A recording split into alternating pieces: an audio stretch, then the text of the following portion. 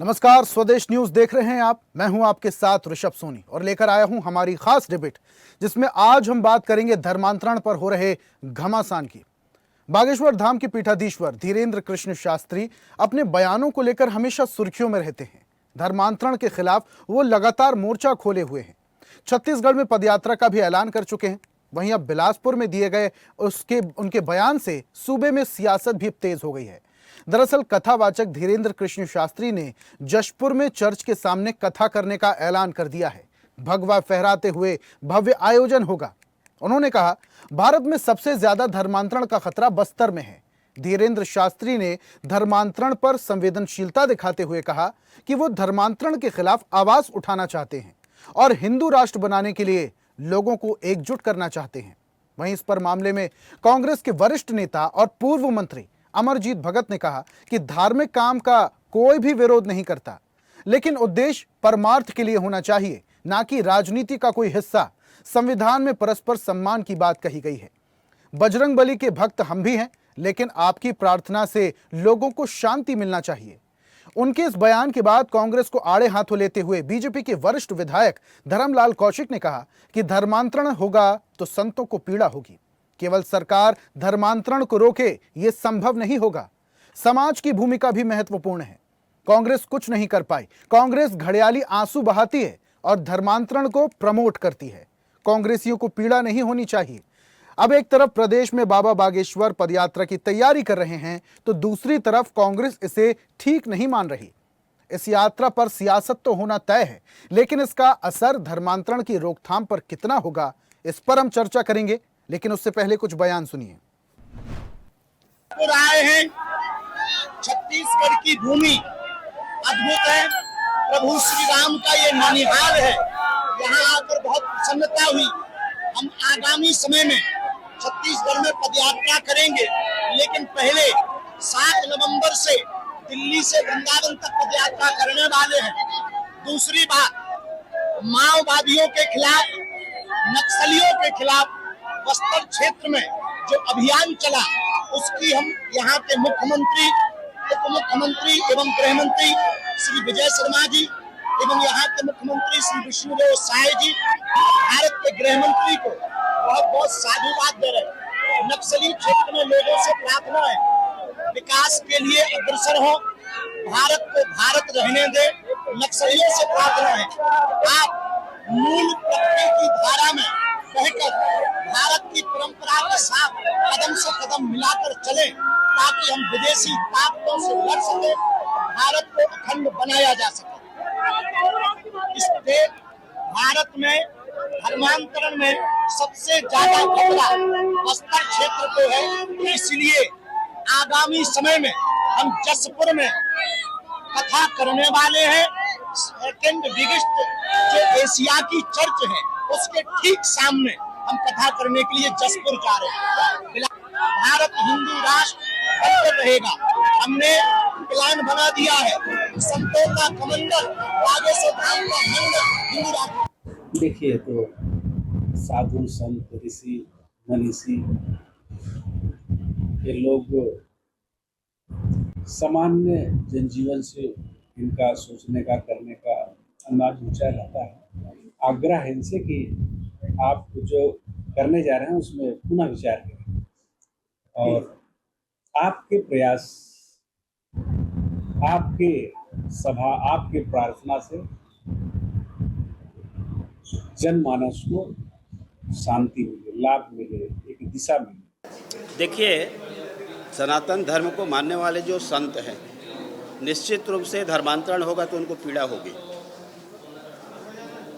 केवल सरकार धर्मांतरण को रोके ये संभव नहीं होगा। समाज की भूमिका महत्वपूर्ण है और ऐसे साधु संतों का समाज में बड़ी मान्यता है। समाज जागरूक होगा तो धर्मांतरण अपने आप रुकेगा और इसलिए कथा के माध्यम से, पदयात्रा के माध्यम से साधु संत हमारे यहाँ सब करते रहते हैं और हम उनका स्वागत करते हैं। साथ ही साथ में जिस प्रकार से कांग्रेस का बयान आते हैं, तो वास्तविक में ये तो कुछ कर नहीं पाए, न कुछ करने वाले हैं। केवल घड़ियाली आंसू बहाने वाले लोग हैं। एक तरफ उनको प्रमोट करने वाले लोग हैं और दूसरी तरफ घड़ियाली आंसू बहाते हैं। पीड़ा कांग्रेसियों को नहीं होनी चाहिए कि हमारे संत क्या बोल रहे हैं। ये मतलब उनकी पीड़ा झलक रही, उनका दर्द झलक रहा है। यदि कोई धर्मांतरण को रोकने के लिए कोई काम कर रहे हैं तो कांग्रेसियों के ये अंदर से उनके जो कहा जाता है ना कि वो मन की आवाज़ उनकी आ रही है, तो ये मैं समझता हूँ कि इनको इस विषय में धर्मांतरण के पक्ष में रहे या उसके विपक्ष में रहे, लेकिन साधु संत यदि कोई कर रहे हैं तो मुझे लगता है उनको अपने काम करने देना चाहिए। धर्मांतरण के खिलाफ पंडित धीरेन्द्र कृष्ण शास्त्री अब पदयात्रा करने वाले हैं और इसी के साथ साथ जशपुर के चर्च के सामने वो कथा भी करने वाले हैं। इसको लेकर अब कांग्रेस और बीजेपी में सियासी बयानबाजी शुरू हो चुकी है। इस पर हम चर्चा करेंगे। हमारे साथ मेहमान जुड़ रहे हैं बीजेपी का पक्ष रखने के लिए। राजकुमार राठी जी हमारे साथ हैं। राजकुमार जी, बहुत स्वागत है आपका चर्चा में। और कांग्रेस का पक्ष रखने के लिए अजय गंगवानी हमारे साथ हैं। अजय जी, आपका भी बहुत बहुत स्वागत है इस चर्चा में। और चर्चा की शुरुआत अजय जी मैं आपसे ही करना चाहूंगा। समाज जिम्मेदार होगा धर्मांतरण के लिए? छत्तीसगढ़ में जिस तरीके से धर्मांतरण के मामले लगातार सामने आ रहे हैं, कुछ ही सालों की अगर मैं बात करूं तो करीब करीब 66,000 लोगों का धर्मांतरण कराया गया, तो क्या इसकी जिम्मेदारी सिर्फ सरकार को लेनी होगी या समाज को भी काम करना होगा? संत तो आगे आ गए हैं धर्मांतरण के खिलाफ। अजय जी।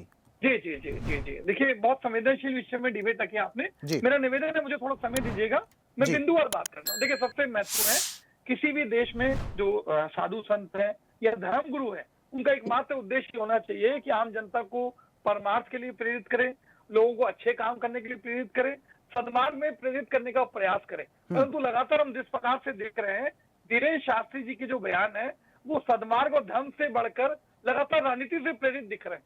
आज महत्वपूर्ण बात है कि आपकी कथा वाचन से कोई आपत्ति नहीं है, आप सनातन धर्म का प्रचार कीजिए, धर्मांतर को रोकने का प्रयास कीजिए। कांग्रेस पार्टी को आपत्ति उस बात से नहीं है। आपत्ति इस बात से है कि सनातन धर्म के प्रचार के नाम पे आप जो सुर्खियां बटोरने का प्रयास कर रहे हैं, ये महत्वपूर्ण बात यह है कि आप कथा वाचन करिए, लेकिन आप जानबूझकर जहां माननीय मुख्यमंत्री विष्णु साय जी का जो गृह क्षेत्र है, जशपुर के चर्च के सामने की जगह क्यों चुनते हैं?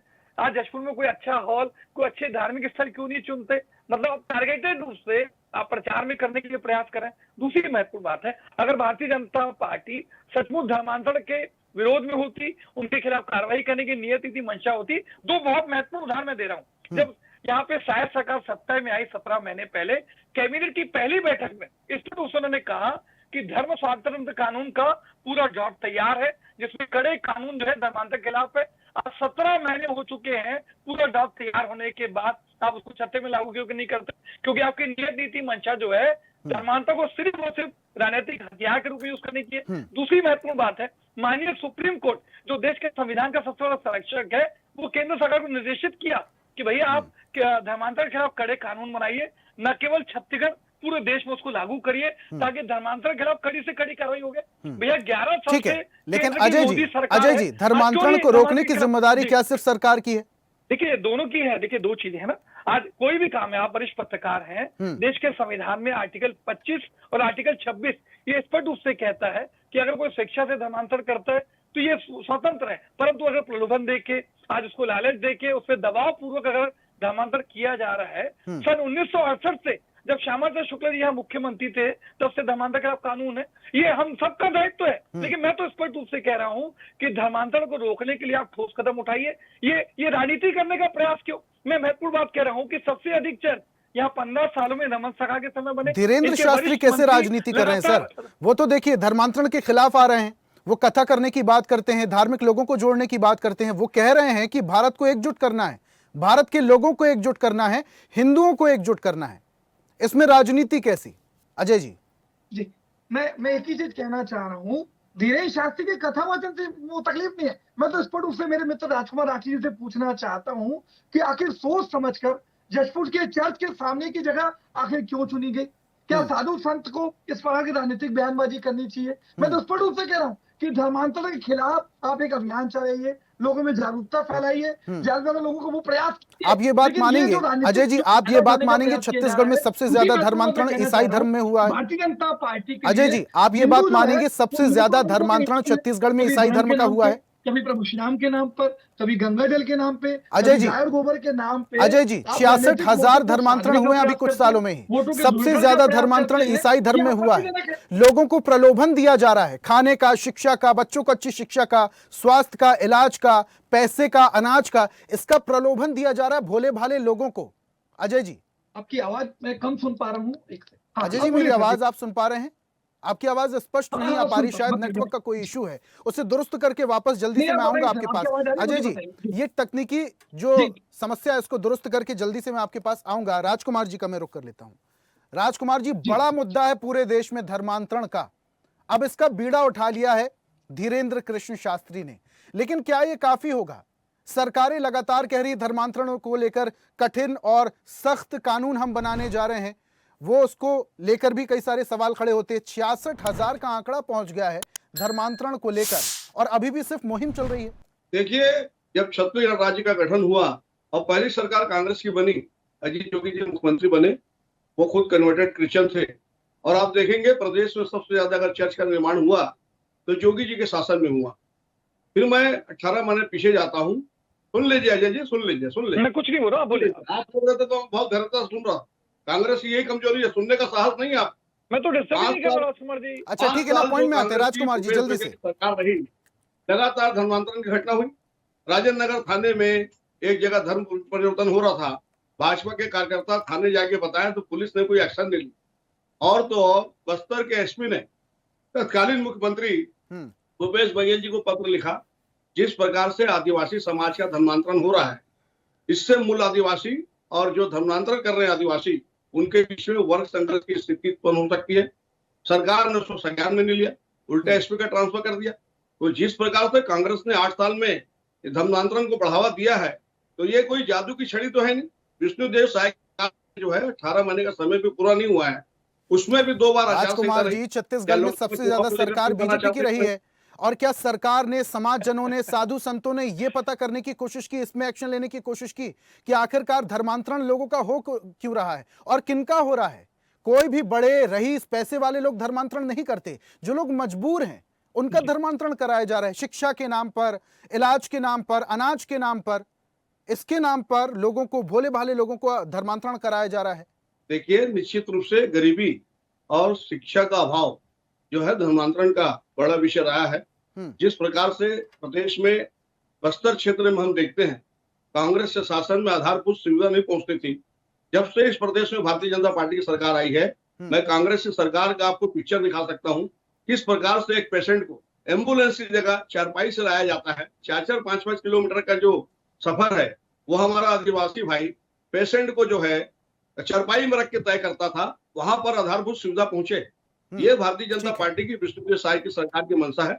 और निश्चित रूप से गरीबी और अशिक्षा जो है, ये धर्मांतरण का बड़ा कारण रही है, और प्रदेश की सरकार इसी पर फोकस कर रही है। राजकुमार जी, मुझे लगता है कि मुझसे ज्यादा बेहतर तरीके से आप जानते होंगे धर्मांतरण की सबसे बड़ी वजह, और जो धर्मांतरण की जो रीढ़ की हड्डी है, वो विदेशी फंडिंग है। और ये विदेशी फंडिंग कहां से होती है, इसका पता सरकार लगाए। अभी कुछ महीने पहले की अगर मैं बात करूं, 3-4 महीने पहले मुख्यमंत्री विष्णुदेव साय ने यह स्पष्ट कहा था कि ये जो विदेशी फंडिंग हो रही है, जिस वजह से धर्मांतरण हो रहे हैं, इसके पैसे का, इसके लेन देन की जांच होगी। उस जांच के बारे में जरा प्रकाश डालिए, हमारे दर्शकों को बताइए। देखिए, जब मुख्यमंत्री जी के संज्ञान में ये बात आई कि विदेशी फंडिंग जो हो रही है उससे धर्मांतरण हो रहा है, तो आप देखेंगे तत्काल मुख्यमंत्री जी ने, मैं समझता हूँ पहला कोई मुख्यमंत्री होगा देश का जिसने सार्वजनिक रूप से इस बात को स्वीकार किया कि विदेशी फंडिंग के माध्यम से धर्मांतरण की घटना हो रही है। और उन्होंने कुछ एजेंसी को ब्लॉक करने का काम किया, और कुछ जो एजेंसी थी उसकी फंडिंग को रोकने का काम किया। और निश्चित रूप से आप देखेंगे तो क्रिश्चियन मशीनरी अगर जांच हो रही है के माध्यम से, उसमें क्या निकला, कहां से विदेशी फंडिंग हो रही है, कौन लोग हैं जो विदेशी फंडिंग कर रहे हैं माध्यम से जो है प्रदेश में। राजकुमार जी, प्रदेश में आप बोल रहे हैं सरकार इसमें संवेदनशील है, सक्रिय है, मुख्यमंत्री ने खुद एक्सेप्ट कर लिया कि विदेशी फंडिंग की वजह से धर्मांतरण हो रहा है, इसकी नीश पकड़ी हमने, इकाई पकड़ी हमने कि कहां से विदेशी फंडिंग हो रही है। आप बोल रहे हैं जांच तो हो गई। देखिए, मैं आपसे कहा कि 16-18 महीने की सरकार है, हमने विदेशी फंडिंग को जो है सीज करने का काम किया, एजेंसियों को ब्लॉक करने का काम किया, और उनका ऑडिट का जो प्रावधान चालू हुआ है वो भारतीय जनता पार्टी की सरकार में चालू हुआ है कि जो पैसा विदेश से आया है उसका ऑडिट कंपलसरी किया गया 3 साल का। और अभी अजय जी बात कर रहे थे, तो धर्मांतरण को लेकर हमारे गृह मंत्री जी ने अभी जब विधानसभा का बजट सत्र था उसमें घोषणा की है कि प्रदेश में श्रेष्ठ कानून लाया जाए और कड़ाई से उसका पालन हो। निश्चित रूप से अभी सरकार को काम करने के लिए 3.5 साल का समय है और इसमें जो है हमारा श्रेष्ठ कानून आएगा और धर्मांतरण को लेकर कड़े कानून बनाए जाएंगे। कांग्रेस ने, मैं समझता हूँ, सबसे ज्यादा अगर बढ़ावा दिया धर्मांतरण के खिलाफ अगर सरकार काम कर रही है, राठी साहब, अगर धर्मांतरण के खिलाफ सरकार काम कर रही है तो बागेश्वर धाम ये क्यों कह रहे हैं सबसे बड़े चर्च के सामने हम कथा करवाएंगे ताकि धर्मांतरण रोक सके? सरकार तो काम कर ही रही है ना। निश्चित रूप से सरकार काम कर रही है। अभी अजय जी कह रहे थे कि बागेश्वर बाबा जिस प्रकार से बयान दे रहे हैं उसको राजनीतिक चश्मे से कांग्रेस देख रही। बागेश्वर बाबा को राजनीतिक व्यक्ति नहीं है, वो हिंदू धर्म का, सनातन धर्म का प्रचार करते हैं और उनका राजनीति से दूर दूर तक कोई लेना देना नहीं। लेकिन कांग्रेस इनका भी विरोध करती है। चर्च के सामने अगर व्यापक स्तर पर और वृहद स्तर पर कथा होगी सर तो सवाल तो उठेंगे ना। जो ये कहते हैं कि चर्च के सामने कथा करने का क्या उद्देश्य है? देखिए, तो इसको तो बागेश्वर बाबा ही बता पाएंगे कि इस विषय को उन्होंने क्यों रखा है। ये भारतीय जनता पार्टी का विषय नहीं है, ये भारतीय जनता पार्टी का विषय नहीं है। अगर प्रशासन को लगेगा किसी प्रकार की अव्यवस्था हो सकती है तो प्रशासन एक्शन लेगा, उसमें निश्चित रूप से एक्शन लेगा। ये कोई भारतीय जनता पार्टी का संदेह है कि कोई, लेकिन अगर संदेह है राठी साहब कि कुछ सांप्रदायिक हिंसा हो सकती है, सांप्रदायिक गड़बड़ी हो सकती है, तो उसे पहले ही दुरुस्त किया जाए। ठीक है, आऊंगा वापस से आपके पास। अजय जी मुस्कुरा रहे थे आप, राठी साहब की बात पर आप हंस रहे थे।